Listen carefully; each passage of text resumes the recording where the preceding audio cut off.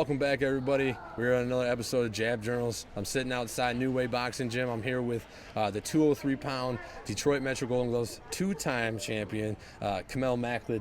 Kahmel, how are we doing today? Good, brother. I'm happy to be here. Yeah, good, man. You're our first amateur on this show. Awesome. Not that we're a long-running show, but we were all really impressed with your two fights at the Detroit Metro Golden Gloves. And, thank you. Just how easy you were to talk to, man. So definitely happy to get this interview in. I'm happy to be here. Yeah, absolutely, man. So let's go to the Golden Gloves, right? We'll just start hot. You had two very good fights at the Golden Gloves against two tough opponents, too. Very tough. Those guys took some of your shots, and they kept coming at you. Yeah, I was landing some heavy shots, and they were still coming. Yeah. Were you happy with how those two fights went? For sure. I think just as a fighter, I will never be fully satisfied with my performance, but always room for improvement, right? Always. I'm trying to do better with that, though. Just being able to find positive rather than always being, I need to do better. But yeah. I'm happy with my performance. I still, regardless of having room for improvement, I still dominated both fights. Yeah, absolutely. I mean, like I said, the guys were tough, but it was clear that you were ahead for sure for every round. For what sure. I mean, and just kind of outclassed them skill wise. But they were tough guys. I think that those are two good fights that will prepare you well for nationals. Do you feel that that's how it is? Yeah, most definitely. I mean, this will be my third national tournament, so I have a pretty good gauge for how the competition is going to be. My sparring has been very, very high level, so I'm confident for whatever style is going to come my way at nationals. Because I know I'm going to face a lot of different styles. That's just how it is at national tournaments. Right. When you're fighting multiple days in a row. Yeah, absolutely. I mean, I think your style really does play into everything. I mean, you got good footwork, good head movement, and you can punch too. For I sure. mean, there really isn't like a lot of flaws to your game from what I saw. Is there anything that you focus on specifically, or do you just work on everything all at once? Yeah, so this is a boring answer that most people don't want to hear, but it's the most important, and it's what I feel like separates good people from really great people. I nail the basics every single day that I'm in here. That's why when you saw me on that bag, doing the jab, that was my third round of just doing jabs only. Yeah, I loved it. I hammer the basics nonstop. People think that there's like this, obviously there's genetic gifts between people and athletes, right? But the truth is those high-level athletes, they're masters of the basics. Yeah, absolutely. And there's really not much else to it. Obviously, there's different styles. There's different levels of athleticism and whatnot, but they're, without a doubt, all masters of the basics, and that's what I want to be. Yeah. So that's what I feel like will separate me. Yeah, there was a coach, back when I was fighting that told me, you're only as good as your fundamentals. The top guys, like you said, there's always a slickster, right? There's always a guy that punches hard. Exactly. But the guy that usually wins is the guy that can, throw the straightest 1-2 or for sure. Just has there's always positioned in the right spot. For sure. Basic footwork, basic distance control, your straight shots. And your two fights over the past couple weekends, the footwork is what I thought set you apart. When I was watching him, he's just an athlete. Now, did you play any other sports before you got into boxing? Yeah, I played sports my whole life. I played a lot of sports, but my two main sports were baseball and football. Okay. And that was all throughout high school? Throughout high school, Anything after high school, anything like that? Just You're this? Looking at it. Yeah, so what led you, how do you go from, the gridiron to the ring? So I feel like there's a sob story behind why most people ended up getting into boxing, but I won't get into that as much as a lot of my sports career. I always wanted to do really well, and I feel like the teams that I was a part of didn't want it as bad as I did. Okay. So the thing that attracted me the most to boxing is there's only one person I can count on, and that's me. Yeah. So if I can just count on myself, I know I'm putting in the work. Yeah. So honestly, that's aside from any other story that got me into boxing, which we won't get into. Yeah. Is I can count on myself, and that's the most important thing. You're to the me, only honestly. person in there, right? In that ring, you know. My coach can't fight for me. Right. My sparring partners can't fight for me. So Now, to touch on that, though, you know, it's funny you say that, because what I noticed about New Way as a whole, especially like over the past few weekends at the Golden Gloves, was just that, you know, you were helping with the younger amateurs. Absolutely. Savannah, you know, came down one weekend. For Anthony sure. and Sunshine were in the corners, and you know, and Bobby's there too. Absolutely. But you know, obviously, he worked with you guys and kind of created this family mentality. Yeah. Do you feel like that's what you have here at New Way? oh, it's huge. We're all family, no doubt. We all got each other's backs no matter what. We might not see each other outside of the gym a lot. Yeah. But you better bet that if any one of these people in this gym need help, I'm going to be there in a heartbeat, and I know they're going to do the same for me. Yeah. And going back to helping at Golden Gloves, I love every aspect of this game. Yeah. Every aspect of this game. I don't just like to fight. I love coaching.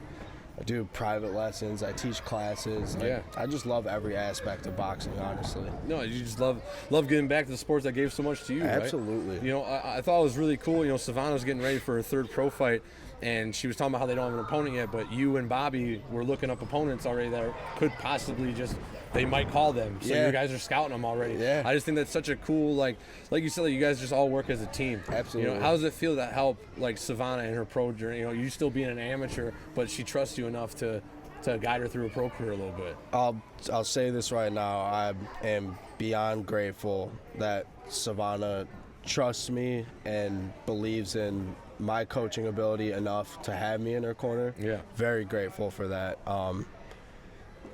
I think it's awesome. It's so cool because she started a little bit before I did.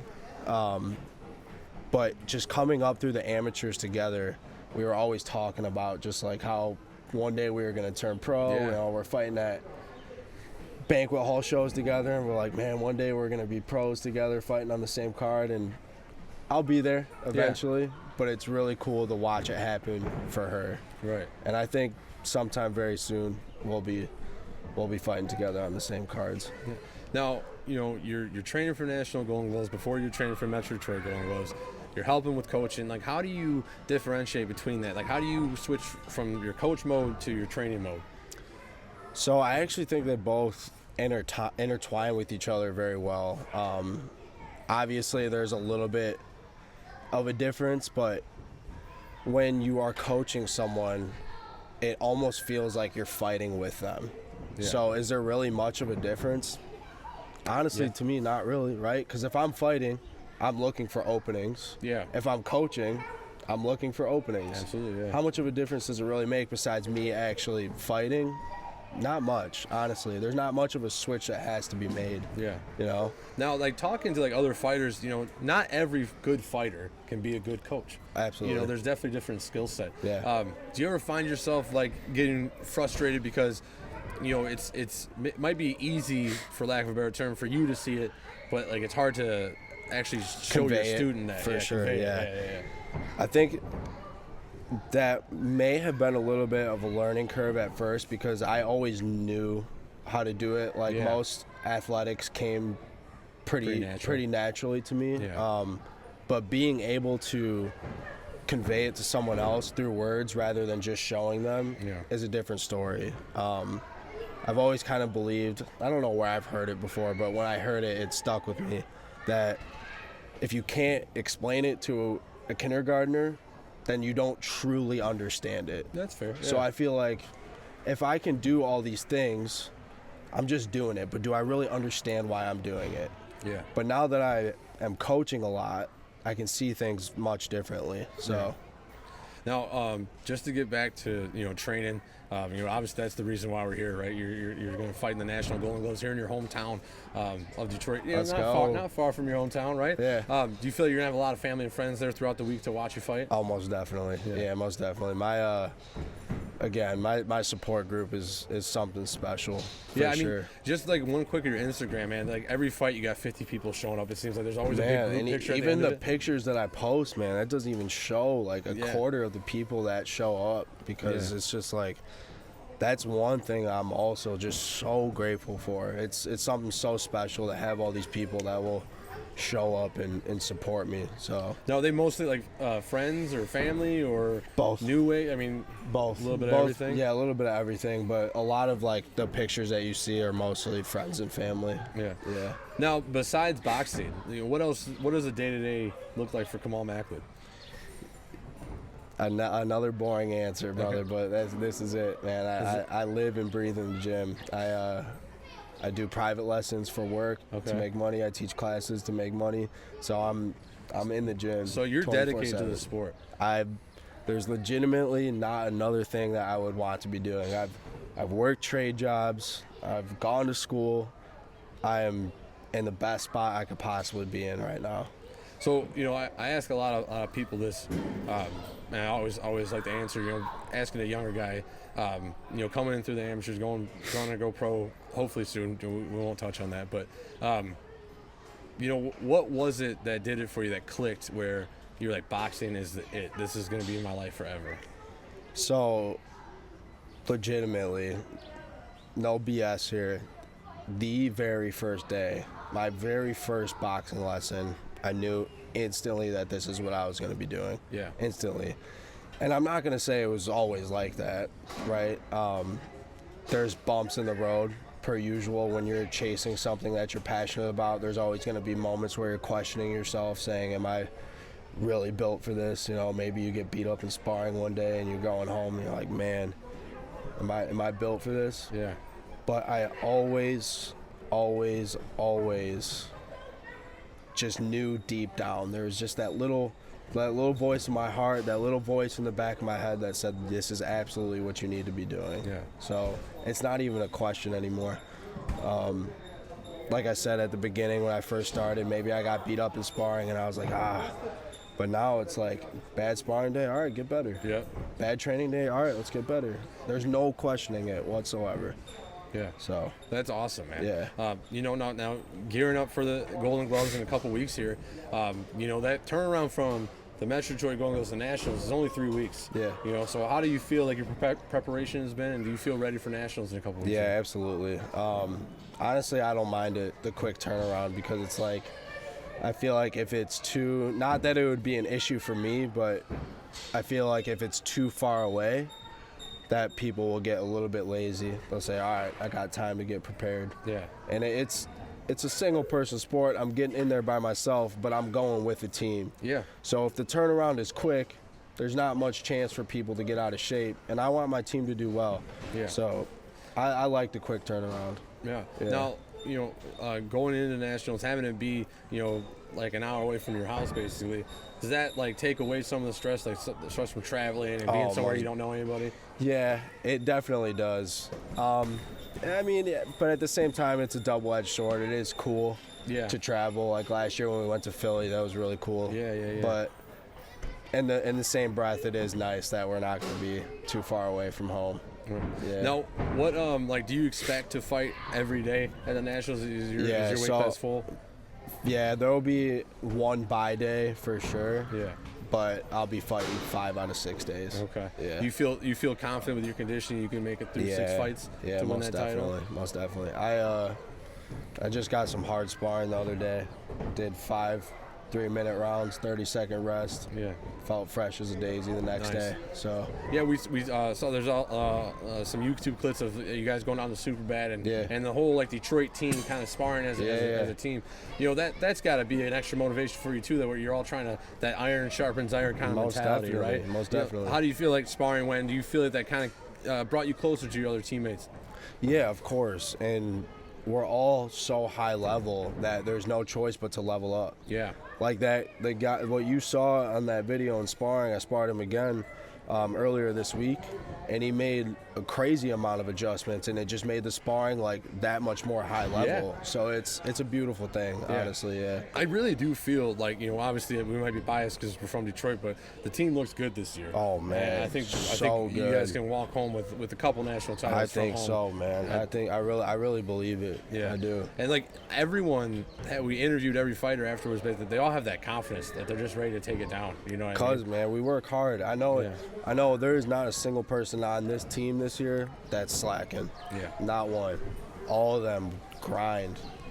So, Like you said, this is your third time in a row, I'm assuming, to go into nationals. well, I've been in. This will be my third national tournament, my Oh. second national Golden Gloves. Oh, because your second national was in a row. Yeah. Do you? Is there a teammate that sticks out to you that, like, you know, you've been around a lot, like throughout, like fighting locally and everything, and that you're going to nationals with this year? Yeah, I mean, honestly, all of them, I take a little bit from all of them. Yeah. They're all just, what I like to say, they're all humble killers. All of them are so calm and collected, but when it's time to go, they'll go. Yeah. And I always use Lance Smith as that example. That boy is so calm and collected in that ring, but when he gets out of it, the most humble dude in the world. Yeah. But no, honestly, every single one of them, I take something from all of them. So. That's very cool. Like I saw, like, you know, everyone's like in the ring after they announce the winners. Everyone's saying hey to each other. You know, I mean, everyone's cool. You know, usually there's some beef between gyms or something like that, but there wasn't any of that this year. You know what I mean? So that's cool to see. I think the future Detroit boxing is really on the up and up for sure. So, you know, before we sign off, you know, going into nationals, what can people that have never seen you fight, what can they expect? They can expect a very different side of me. I feel like within my last 5 fights, I've made a major adjustment to my style. I'm normally I used to be on the back foot, boxing on my jab, right? Moving a lot. But as you can see, I'm still doing the same thing, but I'm coming forward. I'm coming at you. I refuse to get backed up. I don't care that I'm smaller for my weight class. I'm going to be putting it down these guys' throats, for sure. I'm stepping on the gas the whole entire tournament. All right. So, like, you know, where's your confidence level at? It's at 100. Coming back with the national championship? 100%. Hell yeah, man. 100%. It's already written. Yeah, already written? It's already written. It starts in your head, right? Absolutely. Absolutely. Well, Kahmel, I thank you for your time. Thank you so much, It's been a brother. long day here. I appreciate you waiting for us. No, of course. Check out Kahmel at the Huntington Place coming up, National Golden Gloves. You know, week-long tournament. You'll have plenty of opportunities to see him fight. Before we do go, real quick, Kahmel, do you have any, like, socials or any sponsors, anybody you want to shout out? Yeah, you guys can follow me on Instagram and TikTok. It's my last name and then my first name. It's spelled MAKLEDKAHMEL, and that's on Instagram and TikTok. All right, very cool, man. That does it for this episode of Jab Journals. We'll catch you on the next one.